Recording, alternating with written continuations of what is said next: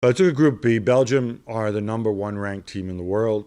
They have pedigree as well. We saw how close they came to getting to the World Cup final 2 years ago. Well, I say 2 years ago. Yeah. Technically, it's 2 years ago. It's really 3 years ago against Russia. In Russia.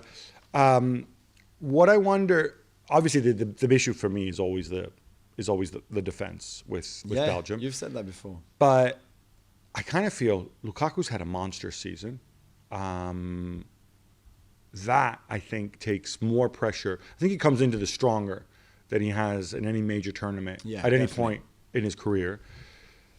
Eden Hazard is a wild card, but the great thing is you don't need Eden Hazard. In other words, he's a bonus if he produces, but you have enough other players, it's obviously De Bruyne, but then you've got Mertens, you've got Doku, Carrasco.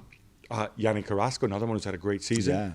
Yuri Tielemans, my player of the season. Your players of the season. And Witsel looks fit again, or fitish. He won't play the first game. In the middle of the park, but you'll get him back. You will get him back.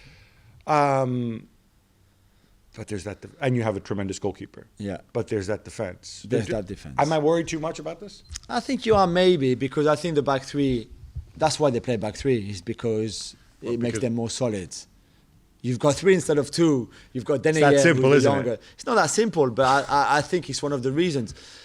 And I think you're right to be worried. You're right to be worried about the fullbacks as well, because it's probably Torgan Hazard who's going to play on the left-hand side, who's now a fullback, and then Meunier, who can't defend, or Castagne on the right-hand side. Castagne, I think, would be a better option. But they've got so much going forward anyway, that even if you concede 2, you can easily score 3. Lukaku, as we saw against Croatia on Sunday night, he turns crumbs into like a feast. It was ridiculous. And I just think in that kind of form, he can perform so well, he can carry that team.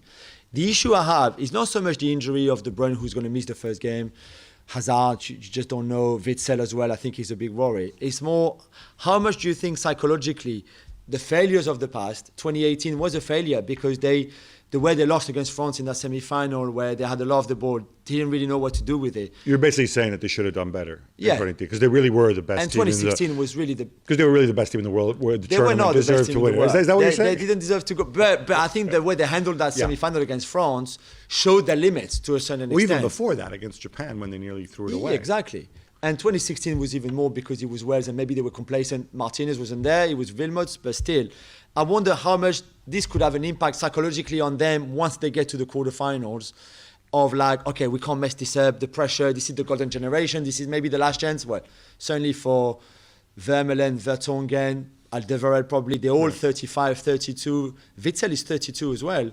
You know, Hazard is 31, De Bruyne has turned 30. So this is maybe the last chance they have all together to go to do something well. I don't know how psychologically they can cope with that pressure. I think we both like Denmark. I look at this at the back. There's some really good defenders. Christensen, Simon Kjær, of course, coming off a great season at Milan. I don't think I kind of giggle a little when people bring up Kasper Schmeichel in the same breath as his dad.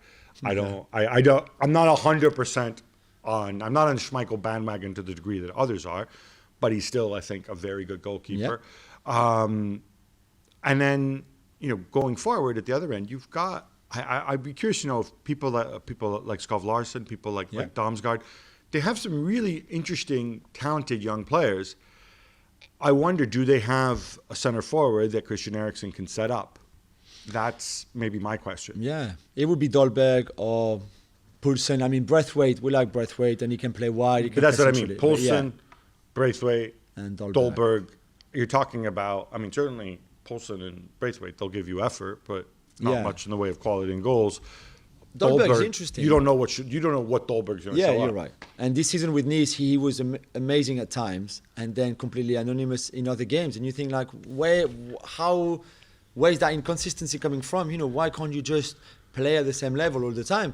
But again, like you said, for Immobile or Belotti, on such a short competition, let's say 5-6 games, I mean, even more maybe if they go further, but Dolberg can hit a proper good run of performances and goals. I don't know. It certainly has the talent, but this could be where they're just not good enough to go in the quarterfinals or the semi-final.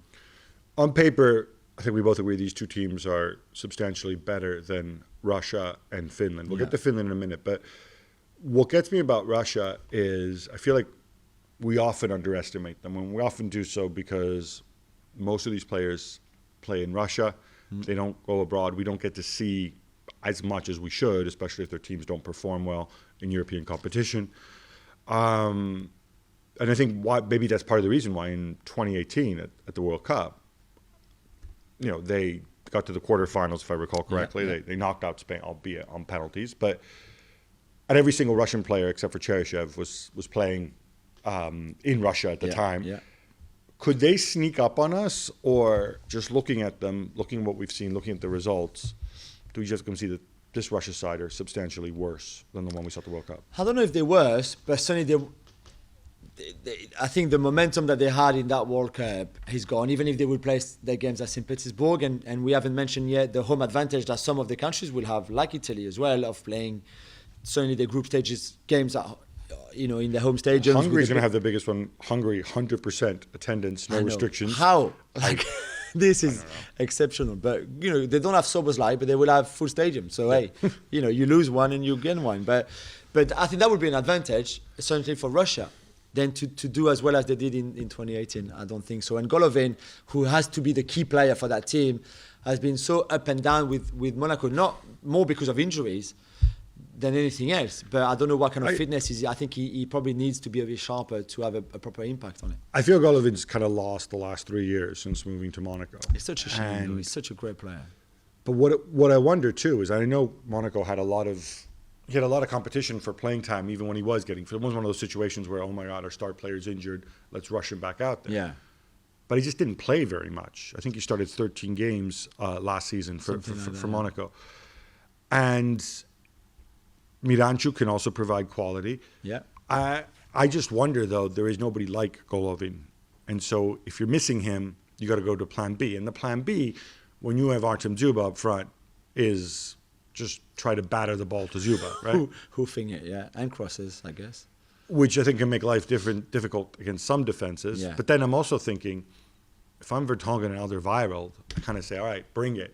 This we can handle. Definitely, this worries me less, exactly. than quick guys who can move. Completely. Finland, I'm assuming their defenders are also the size of buildings. So, I don't think it's a great setup for Russia. As for Finland, it's their first major tournament. Yeah. It's a big deal. Teemu Pukki is inevitably.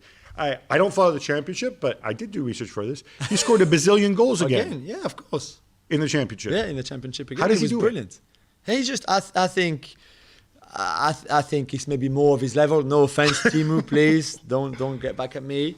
Then the Premier League, although he started so well that season, remember 2 years ago, and then just lost a bit of momentum. But I think again, you've got no pressure. You're like Iceland in 2016. People are excited for you because you've never been there. Glenn Kamara, Tim Sparv, those kind of players who have a lot of experience from club level in Europe, just go in and say, hey, listen, just enjoy it. Play our game. We're going to be a pain to play against. And then see what happens. And you just don't know. You could qualify as one of the best thirds with 3 points, let's say, one win, and you're there against Russia, for example. You could beat Russia, and then after that, see what happens. And then here you are. It could be Northern Ireland in 2016 as well. I think for them, no pressure. Go there and enjoy it. I think in some ways, the nature of this tournament where, we're playing all these games to cut down from 24 to 16, right? You're going to get people like, oh, the quality's diluted and whatever. You know my views on this. I think it's absolute nonsense. I want to see these guys that I do not get to see. I've been hearing about Tim Sparv for the last 10 years because, as you know, Tim Sparv is a darling of the analytics community. Of course. Tim Sparv, right? He plays in Greece now, apparently.